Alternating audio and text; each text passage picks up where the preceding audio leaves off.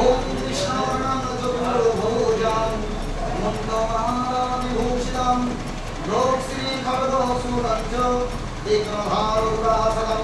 আর এই দুর্গাপুজোর যে এবারে যে সন্ধিক্ষণ পড়েছে সেটা এক ভোর রাতে, অষ্টমী, নবমী বা সন্ধি পুজো সব পুজোগুলোই কিন্তু পড়েছে ভোর রাতে। ফলে দর্শনার্থী ভক্তরা যারা রয়েছে তাদের দূর দূরান্ত থেকে যারা আসবে তাদের আসতে হবে রাত থেকে। বর্গভীমা মন্দিরের দুর্গাপুজোয় রয়েছে কিছু বিশেষ নিয়ম, বিশেষ প্রথা। ষষ্ঠীর দিন সকালে তাম্রলিপ্ত রাজবাড়ি থেকে বর্গভীমার মন্দিরে রাজবাড়ির তরোয়াল, অধিবাসের সামগ্রী এবং 3টি পাঁঠা নিয়ে আসা হয়। তাম্রলিপ্ত রাজবাড়ির দেওয়া অধিবাসের সামগ্রী দিয়েই শুরু হয় দেবীর পুজো। সারা বছরের মতো পুজোতেও রাত 8:30টার মধ্যে দেবীকে ভোগ নিবেদন করা হয়।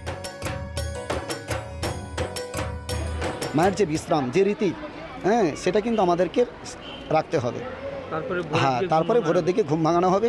মায়ের সন্ধ্যা মানে যাকে বলা হয় ভোর আরতি, ভোর আরতি করেই মায়ের স্নান, মাকে মানে রাজসজ্জাতে সজ্জিত করে বিশেষ অলংকার, বিশেষ তার শাড়িপত্র দিয়ে মাকে সুসজ্জিত করে মায়ের যেমন তার বিধি আছে সেই বিধি অনুযায়ী আমাদের পুজো পার্বণ হবে, পুজো পাঠ হবে, চণ্ডীপাঠ হবে, এইভাবে পুজো হবে। প্রত্যেক বছর মধ্যে এবারেও ষষ্ঠীর দিনে আমাদের তরবারি যাবে বর্গা মন্দিরে, সে অনুযায়ী পুজো হবে। কিন্তু এবারে যেটা সমস্যা হচ্ছে, অষ্টমী এবং নবমীর পুজোটা খুব ভোরে পড়ে যাওয়ার ফলে অনেক মানুষের অসুবিধে হবে।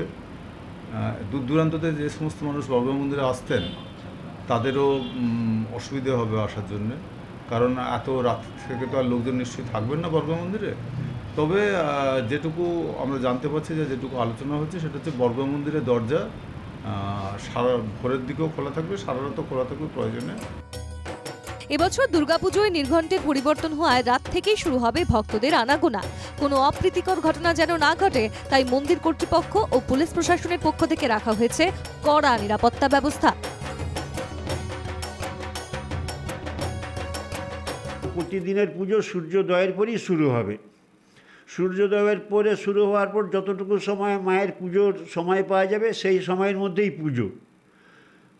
ভোর 5:35 পুজো শুরু হবে।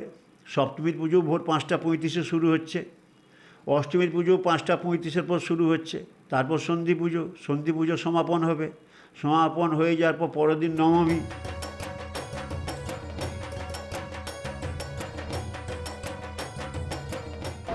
তমলুক থেকে কাজল মাইতি, NK টিভি বাংলা।